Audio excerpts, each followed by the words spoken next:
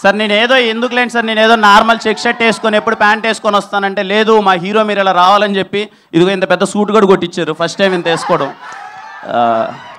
Thank you Rajesh గారు, thank you so much sir, నన్ను చాలా బాగా చూసుకున్నందుకు.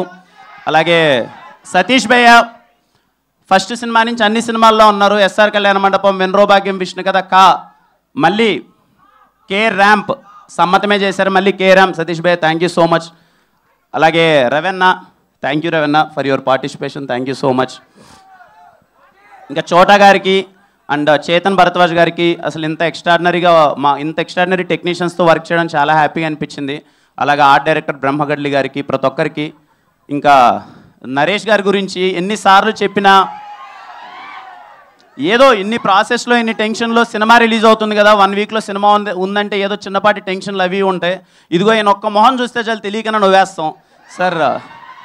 Thank you so much sir. అది లిటరల్లీ వీలైనన్ని సార్లు నా జీవితంలో వీలైనన్ని సార్లు మిమ్మల్ని ఎక్కువ సార్లు నేను కలవాలనుకుంటున్నాను to gain that positivity. Thank you sir.